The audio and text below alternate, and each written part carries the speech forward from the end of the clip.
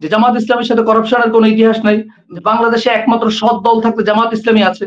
জামাত ইসলামীর সাথে আপনি স্বাধীনতার ব্যাখ্যাটা আপনি দিতে পারেন, রাজনৈতিকভাবে আপনি জামাত ইসলামের স্বাধীনতা যুদ্ধের বিপক্ষে ছিল না কি ছিল জামাতের স্ট্র্যাটেজি। তার মানে বিষয়টা এরকম দাঁড়াচ্ছে, বাংলাদেশের স্বাধীনতা পরবর্তী প্রত্যেকটা ভালো কাজের সাথে জামাত এবং শিবিরের সম্পর্ক। জামাত এবং শিবির ভালো কাজগুলো প্র্যাকটিস করতেছে, সোশ্যাল ওয়ার্ক করতেছে, কারণ অলরেডি তারা ইতোপূর্বে তারা প্রমাণ করেছে তাদের এমপি এবং মন্ত্রীকে দিয়ে যে বাংলাদেশে করাপশন মুক্ত কিভাবে থাকা যায় সেই সিনারিও তারা দেখিয়ে দিয়েছে। আজহারী সাহেবের বক্তব্য দেওয়ার শতভাগ রাইট আছে। এটা আমাদের পলিটিশিয়ানদের এই বিষয়টা, তাদের ভিতরে যদি কোনো ত্রুটি অথবা কোনো যদি প্রবলেম থাকে সেটা কিভাবে শুধরাবে সে ব্যাপারে আমাদেরকে চিন্তা করা উচিত। সেটাকে নির্দিষ্টভাবে নিজের দলের পক্ষে নিয়ে ডিফাইন করে আজহারীকে একটা রাজনৈতিক গ্রুপের সদস্য বানায় দেয়া অথবা আজহারীকে তাকে গুপ্তচর বানায় দেয়া, এই মেজাজ গুলো থেকে আমাদেরকে দুইটা ন্যারেটিভস থেকে বিষয়টা একটু আমি ব্যাখ্যা করবো। প্রথমত হচ্ছে Mizanur Rahman Azhari as a motivator, as a public figure, উনি তার দেশের ব্যাপারে এবং বাংলাদেশের নাগরিক হিসেবে এই দেশের অন্যায় অনিয়ম অনাচার এই বিষয়গুলো নিয়ে কথা বলার অধিকার ওনার আছে। এখানে এটা কি রাজনৈতিক বক্তব্য না এটা ধর্মীয় বক্তব্য, আমরা যেরকম পলিটিক্স এবং রিলিজিয়ন দুটোকে আমরা আলাদাভাবে দেখছি, এই বিষয়টা হচ্ছে আমাদের একটা চরম একটা ভুল। কারণ হচ্ছে রিলিজিয়নটা আসলে কি, ধর্মটা হচ্ছে একটা মানুষকে তার নীতি নৈতিকতার ক্ষেত্রে, তার ব্যক্তি পরিচালনা করার ক্ষেত্রে, তার ফ্যামিলি পরিচালনা করার ক্ষেত্রে, তার রাষ্ট্র পরিচালনা করার ক্ষেত্রে সৎভাবে থাকার এবং সৎভাবে চলার শিক্ষা দেয়। রিলিজিয়ন কিন্তু এটাই, এটা শুধুমাত্র নট ফর ইসলাম, যে পৃথিবীর প্রত্যেকটা রিলিজিয়ন কখনো কোনো মানুষকে অন্যায় করার জন্য অনুমতি দেয় নাই। কেউ যদি খ্রিস্টান ধর্মের অনুসারী হয় এবং এবং ওই খ্রিস্টান ধর্মের অনুসারীর মধ্যে কেউ যদি অ্যাথিস্ট হয়, তাহলে ওই অ্যাথিস্ট থেকে ধর্মকর্ম যিনি চার্চে যান বা গির্জায় যান তিনি একটু better. Same as a religious person হিসেবে মিজানুর রহমান আজহারী, তিনি তার প্রত্যেকটা কথা বলার অধিকার আছে, কারণ তার যে ব্যাপক সংখ্যক যে ফলোয়ার্স বা যে যতগুলো শ্রোতা তার কথাগুলো শুনেছেন, এই শ্রোতাগুলোকে তার কাছে যেটা বিবেক সম্পন্ন, যেটা রাষ্ট্রের পক্ষে পজিটিভ তিনি মনে করেছেন সে ধরনের একটা বক্তব্য উনি দিয়েছেন। আর মোরললেস আমরা যদি একটু যদি চিন্তা করি, বাংলাদেশের 71 এর পর থেকে এ পর্যন্ত বাংলাদেশের জনগণ কতটুকু তারা সৎভাবে অথবা কতটুকু তারা সঠিক নেতৃত্ব কত পার্সেন্ট তারা পেয়েছে, এই বিষয়গুলো যদি ব্যাখ্যা আমরা যদি করি, তাহলে সেই ক্ষেত্রে অ্যাজ এ সিভিলিয়ান এবং as a speaker Mizanur Rahman Azhari তার একটা পারসেপশন, উনি একটা বক্তব্য দিয়েছেন। সো এটাকে আমরা পলিটিক্যালি আমরা ব্যাখ্যা করা বা এটাকে আমরা পলিটিসাইজেশন, রাজনীতিকীকরণের যেই মেন্টালিটি আমাদের ভিতরে তৈরি হয়ে আছে, কেউ যদি কোনো একটা কথা বলে সেটা কোনো ক্রমেই যদি আমার কর্মের বা আমাকে যদি একটু আসে, আমরা তখন তাকে কোনো একটা রাজনৈতিক গ্রুপের আমরা তাকে সদস্য বানানোর চেষ্টা করি। এটা হচ্ছে আমাদের সবচেয়ে বড় পলিটিক্যাল মিস্টেক। আমাদের যারা পলিটিশিয়ানেরা আছেন, এটা আমাদের সবচেয়ে বড় পলিটিক্যাল মিস্টেক। তো এই ক্ষেত্রে মিজানুর রহমান আজহারী আমরা তাকে এখন জামাতের লোক বানায় ফেলতেছি। তাহলে আমার ফার্স্ট ন্যারেটিভ যেটা, যে মিজানুর রহমান আজহারী যে কথাটা বলেছেন, এই ধরনের জনসচেতনামূলক বক্তব্য কিন্তু আব্বাসীও দিয়েছেন। এই ধরনের জনসচেতনমূলক বক্তব্য বাংলাদেশের আরো অনেক ধর্মীয় বক্তা আছে তারাও কিন্তু দিয়েছেন। এবং ইতোমধ্যে আমরা আরো অনেকগুলি ঘটনা দেখেছি বাংলাদেশে এর পূর্বে, বিশেষ করে গত 16 বছরের যে দুঃশাসন অপশাসন যেটা ছিল, সে অপশাসনের সময় আমরা দেখেছি মসজিদের মিম্বরে যখন মসজিদের খতিব সাহেব বক্তব্য দেন, তিনি যখন দুর্নীতির বিরুদ্ধে, তিনি যখন এই সমাজে অনাচারের বিরুদ্ধে যখন বক্তব্য দেন, তখন ওই মসজিদ কমিটির সভাপতি নিঃসন্দেহে আওয়ামী লীগের কোন একজন লোক থাকে, তখন সাথে সাথে হয়তো তার উপর শারীরিক অ্যাটাক করা, তাকে ওখান থেকে তার চাকরিচ্যুত করা, এভাবে অনেক ঘটনা ঘটেছে।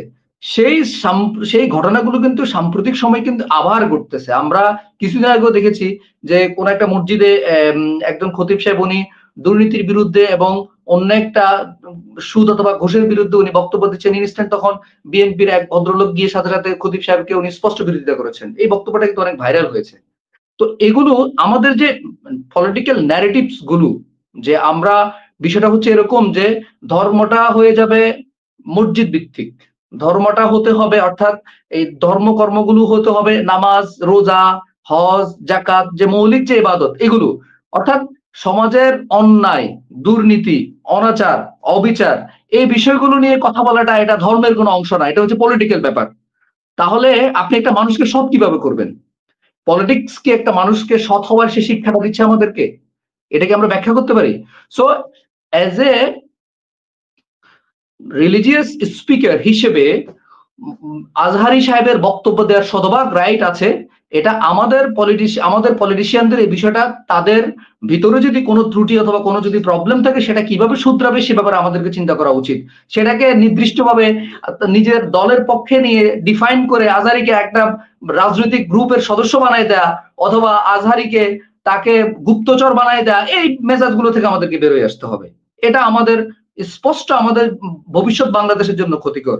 আমার সেকেন্ড ন্যারেটিভ যেটা, আমি যে ব্যাপারে যেটা কথাটা বলতে চাচ্ছি সেটি হচ্ছে, আপনি দেখেন বাংলাদেশে 71 এর পর থেকে এ পর্যন্ত যদি আপনি হিস্টোরিক্যালি যদি আপনি অ্যানালাইসিস করেন, যতগুলো সরকার, যতগুলো হাত বদল হয়েছে, তন্মধ্যে ট্রুলি স্পিকিং শহীদ প্রেসিডেন্ট জিয়াউর রহমান 1978 সালে পাওয়ারে এসে উনি বাংলাদেশকে বহুদলীয় গণতন্ত্রের রূপ দিয়েছেন।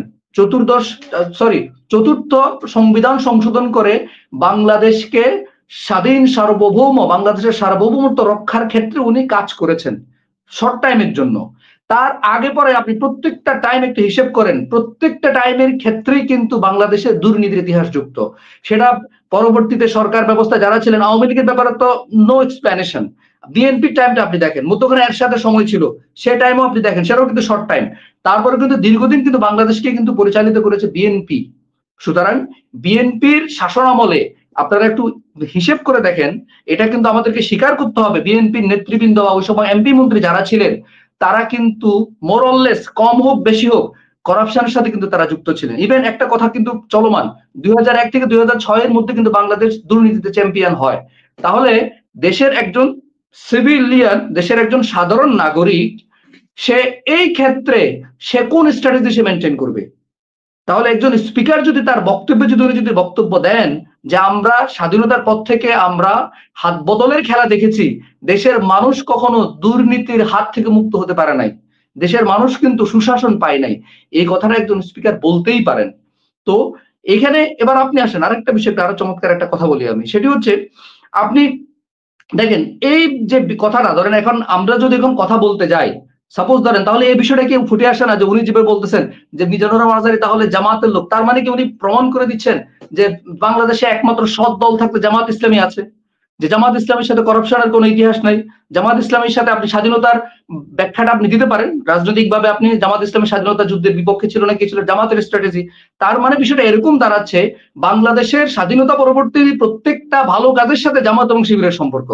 জামাত এবং শিবির ভালো কাজগুলো প্র্যাকটিস করতেছে, সোশ্যাল ওয়ার্ক করতেছে, কারণ অলরেডি তারা ইতোপূর্বে তারা প্রমাণ করেছে তাদের এমপি এবং মন্ত্রীকে দিয়ে যে বাংলাদেশে করাপশন মুক্ত কিভাবে থাকা যায় সেই সিনারিও তারা দেখিয়ে দিয়েছে। তাহলে এখন বিষয়টা এরকম বারবার আসছে।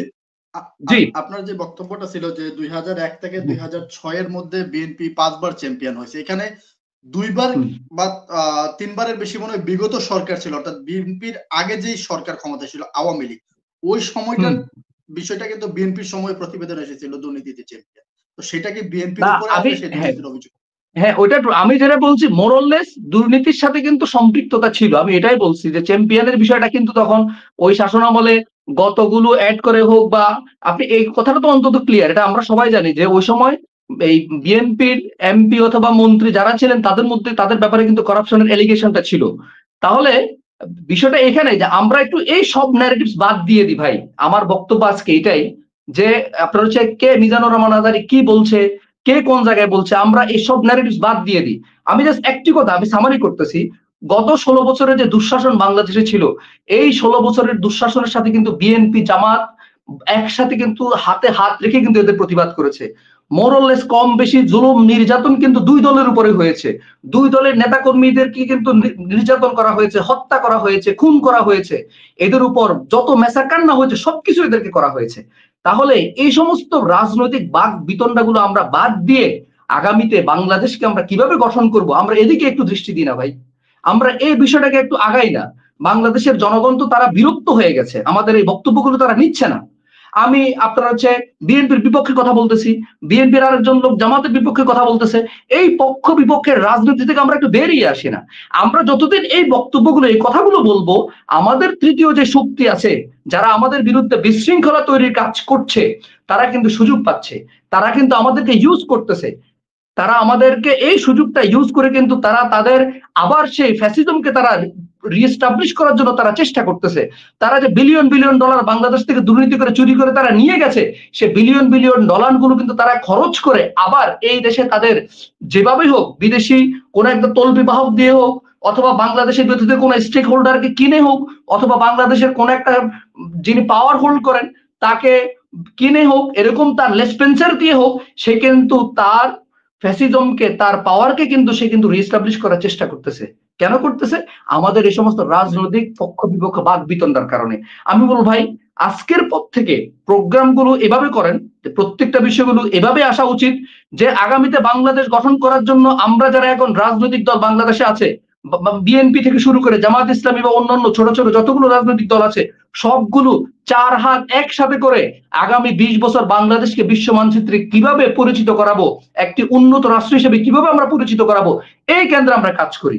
আমি বিএনপির নেতৃবৃন্দের ক্ষেত্রে আমার সেম বক্তব্য, জামাতের নেতৃবৃন্দের ক্ষেত্রে আমার সেম বক্তব্য, এবং অন্যান্য পলিটিক্যাল পার্টি যারা আছেন তাদের ব্যাপারে আমার সেম বক্তব্য। আপনারা রাজনৈতিক পক্ষ বিপক্ষের যে বক্তব্য আছে এই বিষয়গুলো এক কিনারে রেখে দেশ গঠনের জন্য আপনারা মনোনিবেশ করুন। এদেশের জনগণ আপনাদেরকে ভালোবাসে, শহীদ প্রেসিডেন্ট জিয়াউর রহমানকে ভালোবাসে, বেগম খালেদা জিয়ার আপসীনতাকে ভালোবাসে। এই ভালোবাসা থেকেই কিন্তু তারা আপনাদেরকে তাদের অভিভাবক হিসেবে চায়। সুতরাং দেশ গঠনের জন্য আপনারা এগিয়ে আসুন। আমি বলবো রাজনৈতিক এই সমস্ত বক্তব্যগুলো এক কিনারে রেখে বাংলাদেশকে বিশ্ব মানচিত্রে পরিচয় করানোর রাজনীতিতে আমরা এগিয়ে যাই, এটা আমাদের জন্য সবচেয়ে কল্যাণ নিয়ে আসবে। জি, ধন্যবাদ।